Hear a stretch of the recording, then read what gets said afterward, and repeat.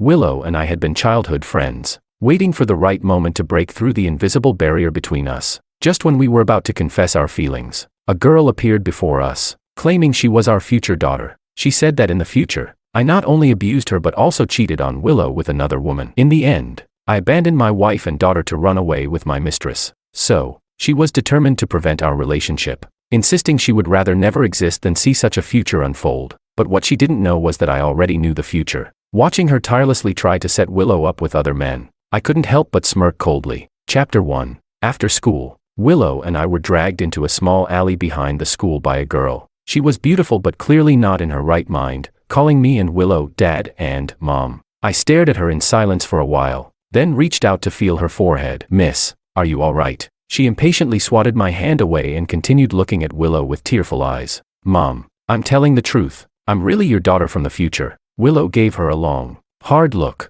her tone exasperated. "If you're sick, go to the hospital." Saying this, she grabbed my hand, ready to leave, but the girl quickly grabbed the hem of Willow's school uniform, speaking at lightning speed. "Your phone password is George's birthday, isn't it? You have a journal where you write down all of George's favorite things, right? And you're planning to confess to him on his birthday, aren't you?" I froze, stealing a glance at Willow beside me. To my surprise, the always proud and aloof girl was blushing furiously. She shot me a quick look, bit her lip, and demanded, "How do you know that?" The girl smirked smugly. "Because I'm your most beloved daughter." Of course, I hadn't noticed earlier, but now, as I carefully examined the girl's delicate features, I realized her eyes did resemble Willow's. A thought struck me, and I asked, "What's your name?" The girl seemed reluctant to talk to me and answered dismissively, "Bliss." Hearing that name made my heart skip a beat. I remembered a conversation I had with Willow once. She had asked whether I preferred boys or girls. I said I liked girls. That day, the atmosphere between us had been particularly intimate,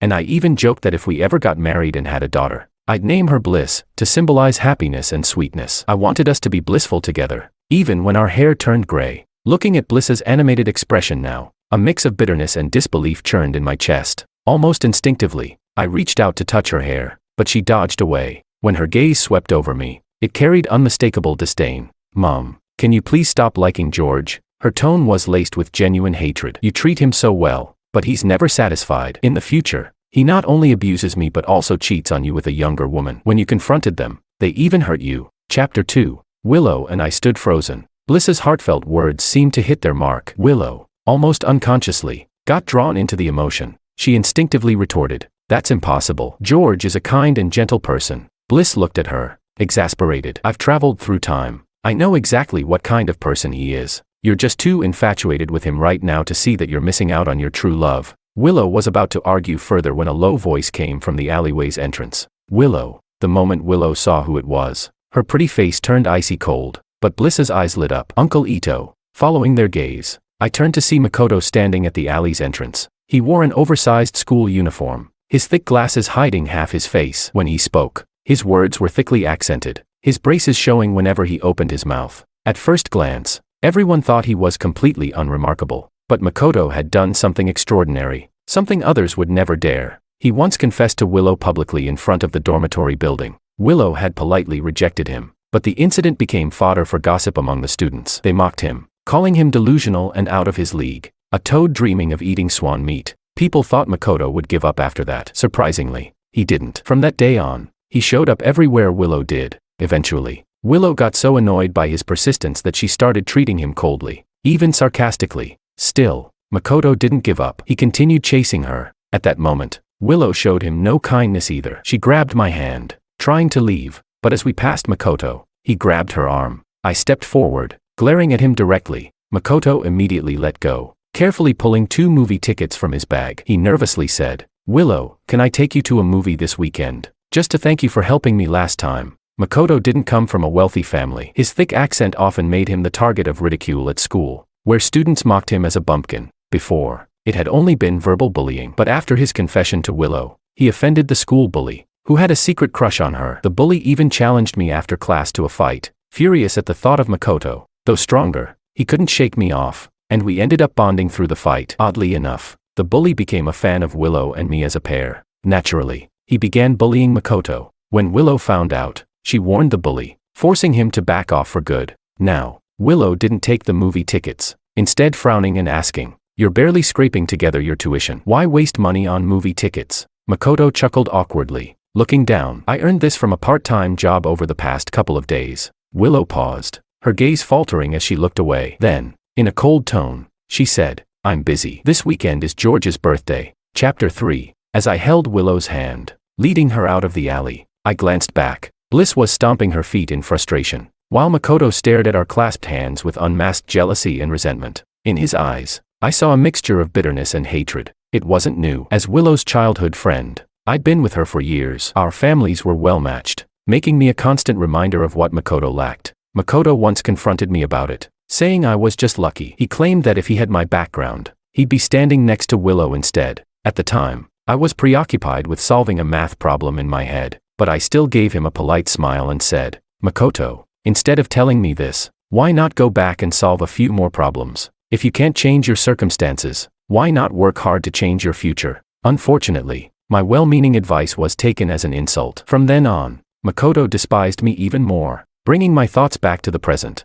we had reached my apartment building. Before we parted, I asked Willow what she thought about Bliss's claims. She snorted. Does she think she can call me Mom just because she's cute? Then, glancing at me from the corner of her eye, her ears turning pink, she added, besides, our future daughter would never badmouth you. She'd be sweet and gentle, just like me. A warmth spread through my chest. I thought to myself, maybe I was overthinking it. Could time travel really exist? The name Bliss was probably just a coincidence. That night, perhaps shaken by the strange events, I had an even stranger dream. In the dream, I was sitting at a desk, holding my phone, about to send a message. I stared at the contact labeled Anna and typed, "Come with me." The reply came instantly. Okay. The absurdity of it all hit me like a wave. I turned off the screen, and for a moment, in the faint reflection, I saw my own face, gaunt, hollow-eyed, like someone who had been through hell. Before I could make sense of my surroundings, the alarm clock went off. It was time to wake up for school. I sighed, shaking my head. Clearly, I was losing it. Chapter 4. This weekend, I invited my friends to celebrate my birthday. After dinner, we headed to a karaoke bar to continue the festivities. While thanking my classmates for their gifts, Bliss's words kept echoing in my mind. I couldn't help but wonder if it was true. Was Willow really planning to confess to me on my birthday? But Willow seemed distracted today, constantly glancing at her phone. When thunder and rain suddenly rolled in, she anxiously stepped outside to take a call. When she returned, she still seemed restless. My good mood from the birthday celebrations evaporated in an instant. I wanted to ask her, didn't she say Makoto's invitation didn't matter? Why was she acting like this now? Noticing the tension between us, my buddy David grinned and picked a duet for us, a sweet love song, teasing us to sing together. Willow snapped out of her daze, shyly turning to me. Would Princess Willow Misty do me the honor of singing with the evil dragon Gagrand? This was a game we used to play as kids. Willow would always play the kidnapped Princess Willow Misty, and I'd be the dragon Gagrand rescuing her. Every time I saved her, she'd give me a light kiss on the cheek. My mood lifted slightly, and I nodded. But just as we got halfway through the song, someone burst into the room. It was Bliss. Her clothes were soaked from the rain, and for some reason, seeing her like this made my heart ache a little. Ignoring everyone's surprised looks, Bliss quickly approached Willow and exclaimed, "Mom, you have to save Makoto. He was beaten badly by his dad's debt collectors and is in critical condition." Willow froze for a moment. Before Bliss could say anything else, she dashed out of the room. My mind went blank. I couldn't feel any emotion, just instinctively chased after her. Rain poured heavily outside. I struggled to keep up with Willow, shouting her name at the top of my lungs, but she never looked back. Getting into a car without hesitation, I ran after it for a few steps, but then my foot slipped, and something sharp cut my leg. Blood dripped into the cold rainwater, quickly washing away. Clenching my teeth, I stood up, cursing silently that Willow was crazy for not even bringing an umbrella. But then again, why didn't I bring one? I laughed bitterly. I guess I was just as crazy as she was. When I finally limped to the cinema, the reality hit me like a brick. I watched Willow throw herself into a perfectly unscathed Makoto's arms, sobbing as she lightly pounded his chest. The next second, Makoto hugged her tightly, draped his jacket over their heads, and they ran off together. Chapter 5. Suddenly, an umbrella appeared over my head. Startled, I turned to see Bliss standing next to me. Her face was hard to make out in the dim rain, but her tone was unmistakably mocking. "See, that's my mom's true love. What are you even to her?" I didn't respond to her jab. Instead, I asked, "Aren't you cold?" Bliss froze, staring at me for a moment before shoving the umbrella into my hand forcefully. "You're such an idiot," she snapped before running off into the pouring rain. I held onto the umbrella, standing there, unsure of what to do. The warmth left on the handle by Bliss was quickly fading, much like my mood, which was growing colder by the second. At that moment, an unfamiliar car pulled up beside me. The window rolled down to reveal David's face. "Get in,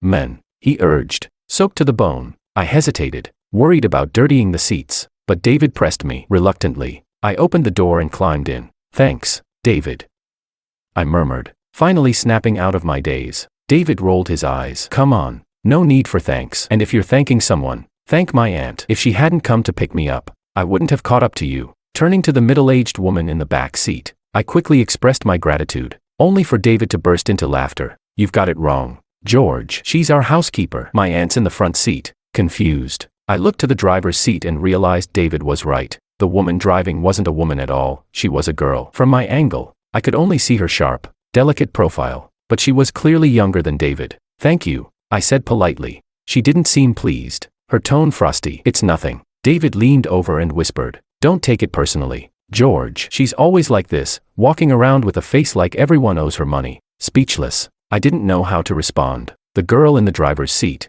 however, spoke coolly. "David, if you don't want me telling my brother about your failed exam, shut your mouth." David stuck out his tongue at her but stopped talking. That's when he noticed my injured leg. "George, what happened to your leg? You're bleeding so much." I tried to downplay it, but David's aunt immediately instructed the driver to head to the hospital. At the hospital, the doctor carefully cleaned my wound and prescribed some medicine. While David went to collect the medication, his aunt and I waited in the crowded lobby. There weren't any free seats, and my leg ached from standing too long, but I was too embarrassed to ask for help, so I stood there on one leg, gritting my teeth. Suddenly, a pair of hands gently supported my arm. Startled, I looked at her. She turned her head slightly away, her cheeks tinged pink. Her tone was awkward but firm. "Don't push yourself when you're already in this state." Chapter 6. I awkwardly scratched my head, muttered a quiet "thank you," and let her warm, slightly damp hands steady me. After a moment of silence, she suddenly asked, "George, do you really not remember me?"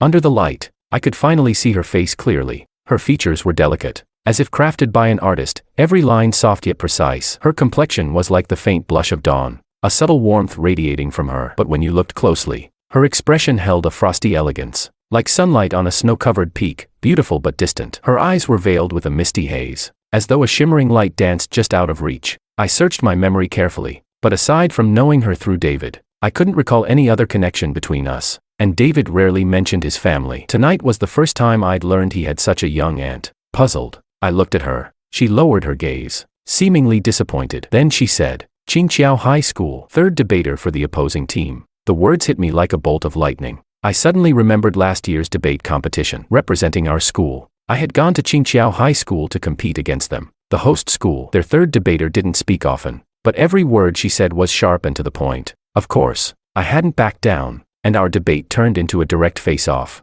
I even remembered her name. Tentatively, I called out, "Anna." At last, she smiled, and her frosty demeanor melted into something warm, like snow thawing under the first rays of spring. But I couldn't smile back. The name Anna suddenly reminded me of that dream, the one where she seemed to be my future affair partner. When David dropped me off at home, he pulled me aside, his face full of concern. "George, what's going on with you and Willow?" I thought of Willow running off after Makoto earlier, her figure disappearing into the rain. A sharp pain pricked my chest, forcing a smile. I told him everything was fine, but deep down, I knew Makoto and Willow were no longer the people I used to know. Perhaps because of the rain, I came down with a high fever that night. In my haze, I had another strange dream. In a dark, windowless room, I stood frozen, teeth clenched, watching an older version of Willow walk away from me. Time passed, or maybe it didn't, I couldn't tell. Suddenly, a small hand reached out and gripped mine tightly. Though the hand was tiny, its warmth was overwhelming. She led me downstairs, where she gently pushed someone into my arms. That person's scent was faintly orange, a fragrance that inexplicably calmed me. When I woke up, 2 days had passed. My mom was by my bedside, worry etched all over her face. After I assured her I was fine, she finally relaxed and handed me a bowl of freshly cooked porridge. As I ate, I noticed a beautifully wrapped box on the nightstand. Mom explained, "I don't know what's wrong with you kids these days. After you collapsed that night, Willow came over completely soaked from the rain. When she found out you had a fever, she refused to leave your side all night. She left this box for you. It's your birthday present." I stayed silent. Chapter 7. The next day, as soon as I stepped out of my house, I saw Willow waiting at my door. She greeted me with a casual smile. waving as if nothing had happened. I ignored her, brushing past and heading downstairs without sparing her a glance. She followed me, tugging lightly at my sleeve when I wouldn't acknowledge her. "George, I'm sorry," she pleaded. "I shouldn't have left you alone yesterday. I know you're mad. Please don't ignore me. It makes me feel awful." I pulled my sleeve away and quickened my pace. She hurried to catch up and grabbed my arm again. With a bitter laugh, I said, "I saw you throw yourself into his arms." Her face flushed deep red. She shook my arm as she stammered. "I was scared. That little girl said Makoto was badly hurt. And when I got there, I panicked. It was an instinctive reaction. I don't like him at all. I hate him." Actually, seeing my expression grow colder, she grabbed my hand, her voice trembling with urgency. "George, I'm serious. I've only ever liked you. The only person I want to marry is you." I froze. 4 years. Our mutual feelings had been an unspoken secret between us. I had even prepared a crystal swan necklace for her, a gift I planned to use when confessing my feelings on her birthday. But now, her confession, something I had longed for, came at a time and in a way I could never have imagined. The moment I had eagerly anticipated felt hollow and meaningless. With a sigh, I turned away and left. Willow followed silently, her backpack slung over her shoulder. For the first time, our walk to school was devoid of our usual banter. At the school gate, we ran into David. He didn't comment on the odd atmosphere between us, but when he got out of the car, I caught sight of Anna sitting inside. Her gaze was as frosty as ever, especially when it landed on Willow beside me. It was so cold it seemed to seep out of the car. Curiosity stirred within me. What had led the future me to a point where I would elope with Anna? Chapter 8. Time passed quickly. Willow and I never brought up that incident again, returning to our usual routine of going to school and heading home together. On the surface, nothing had changed, but deep down, I knew my feelings for Willow had faded. When had I realized it? Perhaps when Makoto stopped coming to school. I noticed how often Willow would glance toward the classroom door during breaks or look around the basketball court as we passed by, as if searching for someone. Sometimes, she even scribbled Makoto's name absent-mindedly on scraps of paper. When she realized what she'd done, she'd blush furiously, crumple the paper, and toss it into the trash. Habits are terrifying things. I had grown accustomed to Willow always being by my side, and now, Willow had grown accustomed to the persistent presence of Makoto. Watching her confusion and hesitation, I found it both absurd and laughable. I wanted to tell her, "If you care so much, why not go to him?" The turning point came one afternoon. I was reading under the gardenias by the school field when Willow stormed over, brimming with frustration. It was rare for her to lose her temper with me. The few times she had, it had always been playful, a way to get me to spend less time gaming with David and more with her. But this time was different. She threw Makoto's journal at my feet and demanded, "George, why did you say those things to him?" Her eyes brimmed with disappointment. "I already told you, I don't like him. Makoto has been keeping his distance. So why did you go behind my back and humiliate him?" I stayed silent, watching her outburst. Then I picked up the journal. As I flipped through its pages, I began to laugh. Makoto had written that I insulted him behind his back, calling him shameless for chasing Willow, and even incited others to bully him. He recounted the day we had met in private when I told him to focus on his studies. He wrote, "Words spoken lightly by someone standing on high only deepen the self-loathing of those already in the dark. Perhaps I was never meant to exist in this world." I tossed the journal back to Willow, sneering, "Willow, you don't seriously believe this melodramatic nonsense, do you? He's just putting on a pathetic show, wallowing in self-pity like a clown. It's laughable." Willow's face flushed with anger. "George, whether I believe it or not doesn't matter. Makoto has depression. Who would joke about something like that? And yet you still speak about him like this. I really misjudged you." I shook my head. "I'll say it again, if you believe this garbage, you're just as ridiculous as he is." Her eyes filled with disbelief, her lips trembling as she raised her hand to slap me, but I caught her wrist and returned the slap instead. She clutched her cheek, staring at me in shock. I looked at her coldly. "You two really are a perfect match, two fools, meant for each other." Tears streamed down her face as she grabbed my arm. "George, this is a matter of life and death. Makoto might do something irreversible. Please, come with me to apologize. If something happens to him, you'll regret it for the rest of your life." One by one, I pried her fingers off my arm, speaking each word slowly and deliberately. "Willow, I didn't do any of those things. If you want me to apologize to him, that's never going to happen, not in this life, not in the next. And even if your pleas make me want to die, I won't feel guilty." Her tear-streaked face looked at me, full of disbelief. I turned and walked away without looking back. I sighed, thinking to myself, how did we ever end up like this? Chapter 9. Willow began visiting Makoto's house every day, claiming she was taking care of him and apologizing on my behalf. When I heard about it, I almost vomited from disgust. "Willow, I knew her too well. She was just using me as an excuse to see Makoto openly. Her family lived right above mine, so occasionally, I'd run into her on the stairs. Every time, she'd look at me as if wanting to say something but stopping herself. I knew what that meant. She wanted to reconcile, but I found it ridiculous. She couldn't let go of Makoto. Yet she couldn't bear to break things off with me either. Pure madness. That day, I was at home solving practice problems when my phone wouldn't stop buzzing. When I finally checked, I saw the messages were photos of Willow and Makoto. In the pictures, Willow was smiling gently at Makoto, her eyes filled with feelings she probably hadn't even realized. Makoto, on the other hand, seemed fully aware that I'd see the photos. He was smirking provocatively at the camera from an angle Willow couldn't see. So this was the guy who was supposedly depressed. My fingers tightened around the phone as I waited for more messages from the sender. Luckily, they didn't keep me waiting long. Dad, say goodbye to your 17-year-old heart. Next, I'll tell Willow a truth that will make her leave you for good. It was Bliss. I didn't take it too seriously. I was more curious, what kind of man would I become in the future that Bliss would go to such lengths, even risking her own existence, to stop me and Willow from being together. But her efforts weren't wasted. Things were indeed heading toward the outcome she wanted. Still, the thought of Bliss disappearing made my chest ache. Could this strange bond really be because of blood ties? Bliss worked quickly. The very next day after school, Willow dragged me into an empty classroom. Bliss and Makoto were already there. Willow didn't waste any time. With red-rimmed eyes, she asked me, George, when we were kids, during that summer in the countryside, I fell into a deep pit. Who was it that saved me? Her question caught me off guard. It took a moment to recall what she was talking about. Back then, Willow had just started middle school. She'd been in an accident on her way to school and couldn't walk for months. During that time, she became temperamental, throwing and breaking things whenever something displeased her. Everyone, including her parents, avoided her. But I was an idiot. I thought she was just going through a tough time and needed someone to stay by her side. I believed that once she recovered, she'd return to being the sweet, gentle girl I knew. So I endured her tantrums and started accompanying her to her physical therapy sessions. Sometimes, I'd tell her jokes to make her laugh. I also helped her keep up with schoolwork, taking notes in duplicate every day so she wouldn't fall behind. But none of it seemed to cheer her up. Then summer came, and we went to her grandmother's house in the countryside.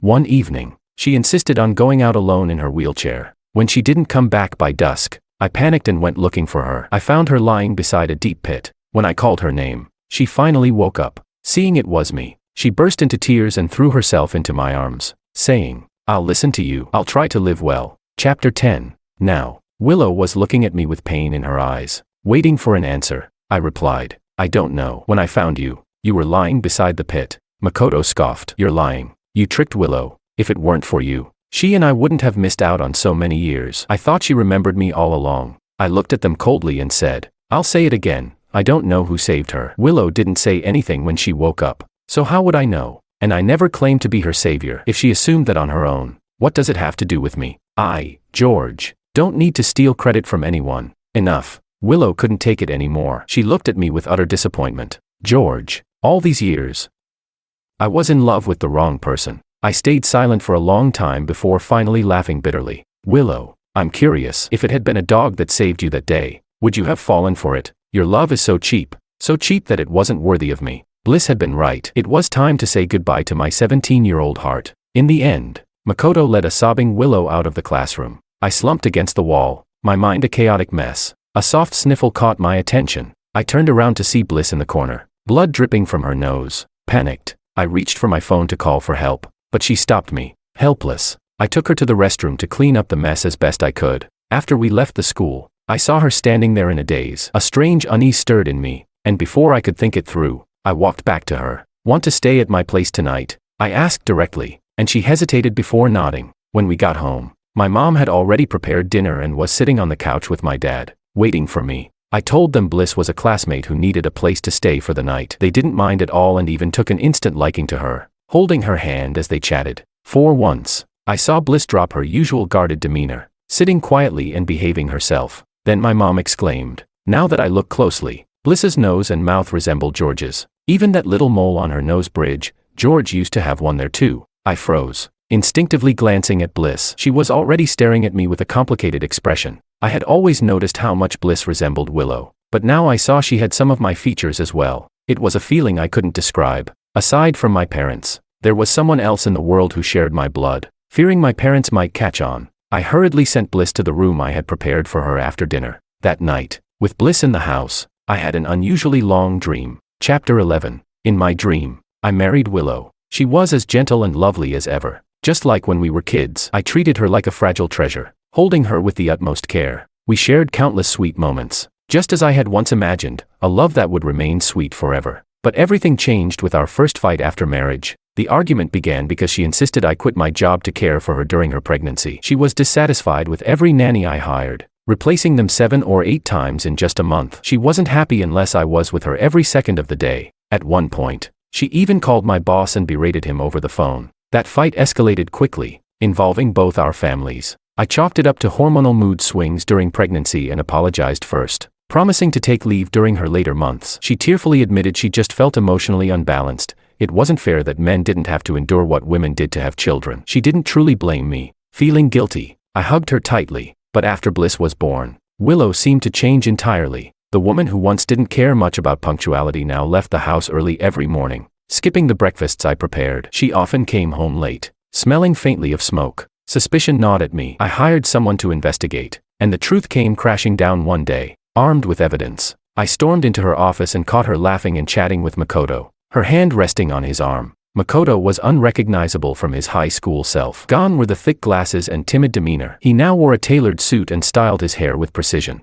exuding confidence and charm. When they saw me, they both flinched and immediately moved apart. Makoto greeted me awkwardly, but I ignored him, focusing on Willow instead. She panicked, quickly telling Makoto to leave before grabbing my hand to explain. She claimed it was just a joke. Tired of her excuses, I interrupted her, slamming the evidence I'd gathered onto her desk. At first, she cried and begged for forgiveness, confessing everything. She pleaded for another chance, but I was unmoved. Disappointment overwhelmed me, and I firmly demanded a divorce. That's when she snapped. If you had quit your job to be with me, if you hadn't ignored me, do you think this would have happened? She screamed. Furious, I retorted that she was unfit to be a wife or mother, that even her choice of a fair partner was pathetic. Her response was laughter, bitter and mocking. She unleashed a tirade, comparing me to Makoto. She said Makoto was resilient, composed, and attentive, while I was spoiled and mediocre, relying on my family's connections for success. She claimed that if we had started from the same place, I would be a failure.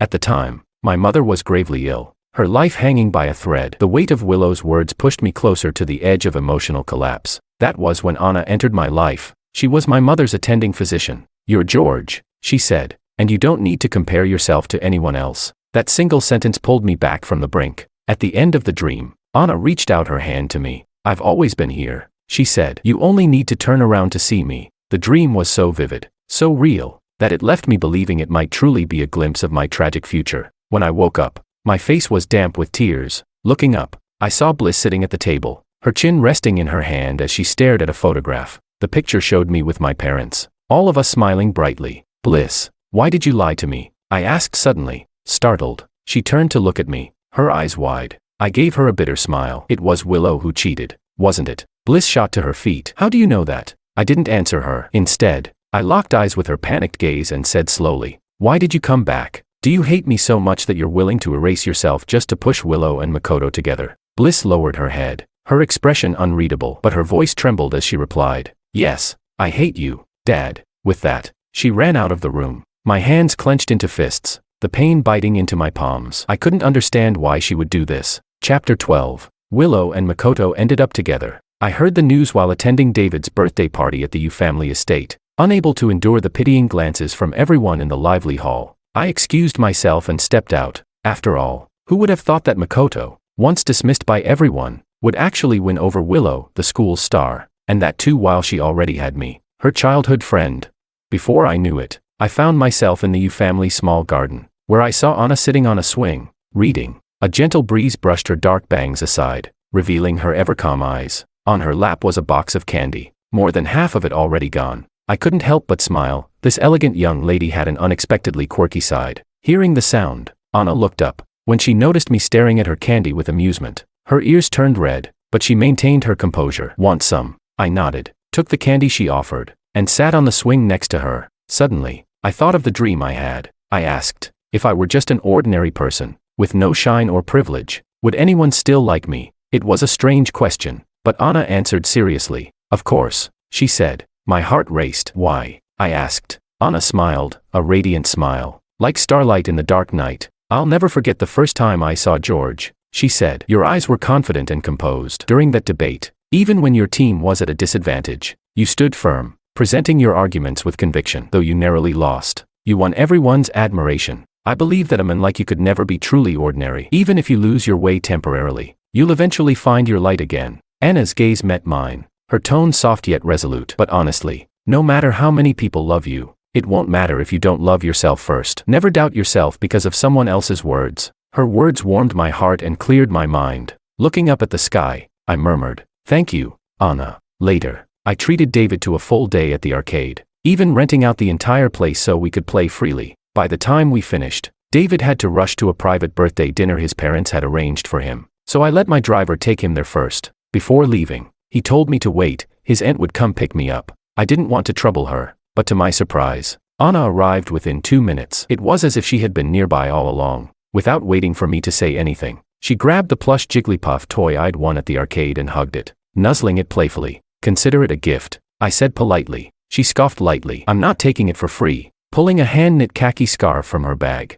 she suddenly wrapped it around my neck. "Let's go," she said. "I don't have anything else to do anyway." Chapter 13. When we reached my building, I saw Willow and Makoto standing nearby. They were leaning close, chatting intimately. Just as their lips were about to touch, Willow noticed me. Startled, she pushed Makoto away. Looking flustered, Makoto's expression darkened, but he quickly put his arm around Willow's shoulder, giving me a challenging look. "Fancy seeing you here, George," he said, his gaze shifting to Anna. He paused, his expression turning complicated. "Already found someone new? Good. Saves you from pining over someone else's girlfriend." Willow frowned at his words, her tone indignant. "George, who is she?" I rolled my eyes, too tired to argue. "Why does it matter to you? Besides, for someone who questions other men so freely, your boyfriend sure is understanding." I glanced at Makoto, whose face twisted in frustration. I turned to leave, but Willow stepped in front of me, her eyes red, lips trembling. "You owe me an explanation," she demanded.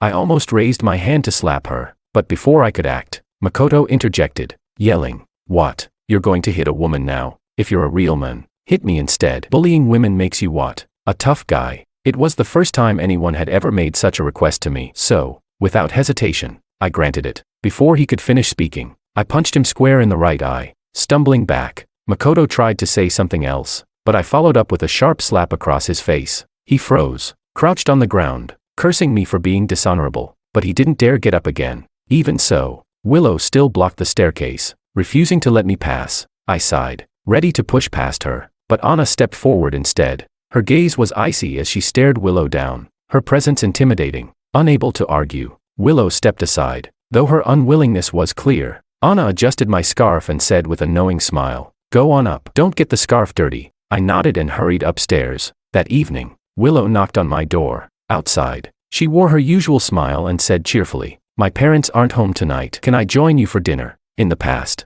I would have been overjoyed to welcome her in, but now, looking at her face only filled me with disgust. "Willow, don't you think this is ridiculous? Don't tell me you're with Makoto but still haven't let go of me." Her smile faltered briefly, and pain flickered in her eyes. "George, can't we even be friends?" "No," I replied bluntly and slammed the door in her face. After a moment, I reopened it. Willow's eyes lit up, but before she could speak, I tossed a box at her feet. "Here's everything you've ever given me. Take it back, and as for what I gave you, keep it. I don't want it anymore." She stared at the box, stunned, then bent down to pick up the topmost item. Inside was the gray scarf she had painstakingly knitted. Its soft texture shimmered gently under the dim light. "What about this?" she asked, her voice trembling. "You don't want this either." I made it stitch by stitch. I looked at her coldly. "I don't need it anymore. It's tainted." The Willow who once cared for me so deeply no longer existed. I didn't tell her that I'd noticed how she stayed up late every night to finish the scarf for me. She would never know how much I once wanted to cherish her forever, to grow old together.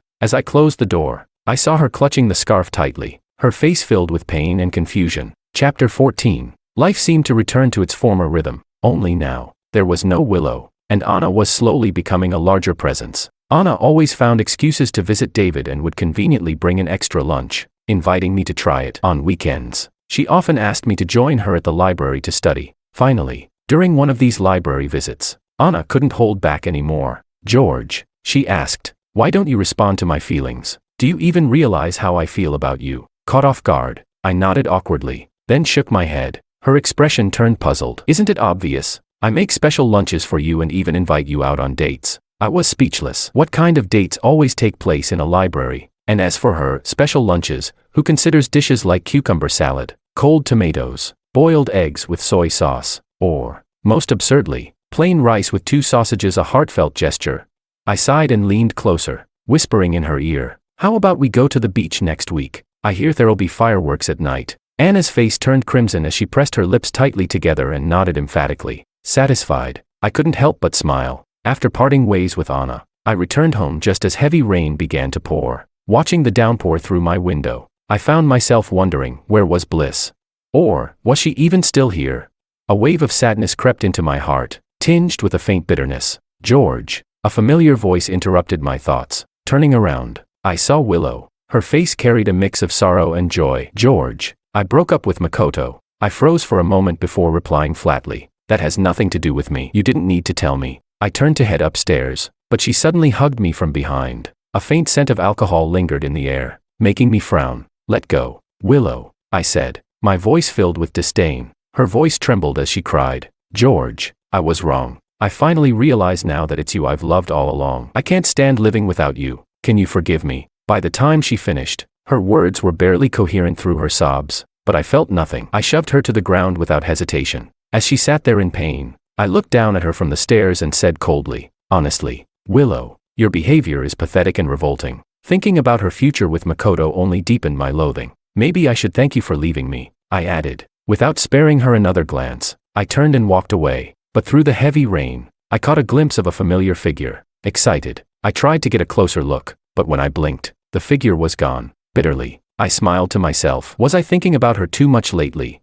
Chapter 15. Willow was attacked by Makoto's creditors. They intended to take revenge on her, and they didn't hold back. She was struck in the head and rushed into surgery. My mother told me the news while I was making plans with David for a summer trip. As I stared at the glowing red light above the operating room, I thought of the message Willow had sent me just hours earlier. George, summer is almost here. Will you go to the beach with me one last time? Since our last meeting, she had messaged me every day, but I never replied. In fact, I had blocked her. She didn't know that I already had someone else to go to the beach with. Outside the operating room, her parents sat on the bench, weeping uncontrollably. My parents tried to comfort them, though their own eyes were wet with tears. I stared blankly at the sterile white walls of the hospital, my emotions a tangled mess. At the end of the hallway, I suddenly saw Bliss in a white dress. I walked toward her, and she took my hand, smiling gently, a smile I had never seen before. Dad, it's my birthday today. Can you make me a bowl of noodles? Her request startled me. Seeing the anticipation in her eyes, I found myself agreeing. At a nearby diner, I borrowed the kitchen and quickly made Bliss a bowl of noodles. Steam rose from the dish, blurring her features, making her expression unreadable. But then she spoke. I'm the one who told those people where to find Willow. She looked up, her tone calm yet piercing. I'm the reason she's lying in that hospital bed, fighting for her life. I stared at her, overwhelmed with questions I didn't know how to voice. Hadn't she been helping Willow all this time? Didn't she hate me? Why would she do this?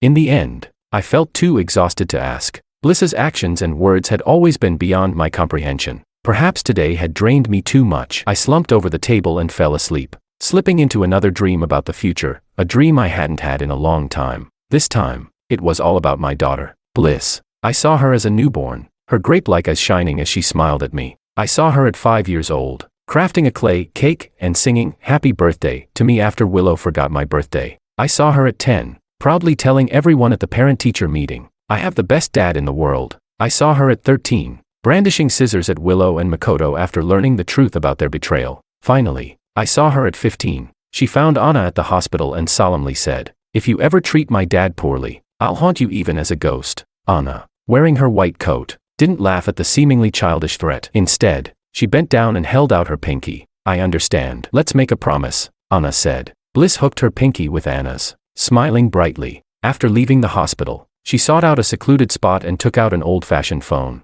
All right, she said, if you can really take me back in time, then bring me to the moment before my mom confessed to my dad. The phone responded, as you wish. But why not simply tell your father about the future? Why choose to push them apart by slandering him? Bliss paused for a long time before smiling faintly. You don't understand. My dad is the kindest, softest person in the world. If I didn't make him hate me first, he'd stop me. He might even relive the same pain just for my sake. At last, I understood Bliss's greatest secret. She loved me. She had always loved me. Tears streamed down my face as I reached out for the daughter in my dream, only to watch her fade away. Choking back sobs, I called after her. Bliss, would you still want to be my daughter in the next life? She turned to me, smiling innocently. Of course, Bliss may not be a kind girl, but to Dad, she's always been a good daughter. I shook my head, forcing a smile through my tears. I'm sorry and thank you. When I woke, the seat across from me was empty. Tears still wet my face as I realized the journey of love and time had truly come to an end. Chapter 16. The doctor said that while Willow's life was saved, it was unlikely she would ever wake up. When she was rushed to the hospital, covered in blood, they said she was clutching the gray scarf she had knit herself. Hearing this, I simply stared at the sky in silence. In the distance, David waved at me, grinning. George, let's go to the beach. Beside him, Anna looked at me with gentle eyes. I stood up and ran toward them. Let's go. The following summer, I graduated alongside the rest of my senior class. As the season of endless sunshine faded, I joined them in stepping onto our respective college campuses. 4 years later, I graduated from the School of Law with honors and became a successful lawyer. Anna and I got married, with both of our families expressing their wholehearted approval. One of my greatest joys was teasing David by making him call me uncle. He would always try to hit me, yelling about how I had somehow managed to board Anna's pirate ship. 3 years into our marriage, Anna became pregnant. She insisted on going to work every day and refused to take leave. I found myself distracted at work, constantly worrying something might happen to her. But Anna reassured me not to fret and, with a knowing smile, banned me from even thinking about quitting my job for her sake. She promised to take care of herself and reminded me that we had a housekeeper to help out. She added, besides, if I'm not at the office, who's going to stop David from playing games during work hours and running the company into the ground? When David overheard this, their bickering turned the house into chaos once again. 7 months into her pregnancy, my mother told me that Willow had woken up. Anna said, "You two spent so many years together. If you have time, you should visit her." I stayed silent for a moment before nodding. On a weekend, Anna and I went to the hospital. In the lobby, I unexpectedly ran into Makoto. I remembered that he had been forced to leave school due to his family's debt collectors causing constant trouble. He never took the college entrance exams and instead moved to a small town to work off the debt. Now, seeing Makoto in faded, worn-out clothes, his face unshaven and his expression weary, I felt a pang of recognition. But when he spotted me, his old resentment flared up immediately. "George," he spat, clenching his fists. Why are you so lucky? Why am I the one left in ruins?" I couldn't help but laugh. When he had the chance to work hard, he threw it all away in his obsession to win Willow over. Now that his life had fallen apart, he blamed others for their good fortune. Deciding he wasn't worth my attention, I took Anna's hand and walked away. Chapter 17. In Willow's hospital room, I saw her staring blankly out the window at the sunlight. Time had left its marks on her face, but the shadow in her eyes disappeared the moment she saw me. Her voice trembled as she called my name. "George." I had already let go of the past, so I nodded in acknowledgement. Her lips began to curve into a small smile until she noticed Anna behind me, and the curve of her pregnant belly. Willow's expression darkened as she gazed at me silently for a long time. Finally, she closed her eyes and whispered, "George, I wish you happiness." I smiled at her and said, "Thank you." 3 months later, Anna gave birth to a daughter. Her eyes were as bright as stars, and her tiny form nestled into Anna's arms softened Anna's entire expression. But when I noticed the small mole on her nose, my eyes filled with tears.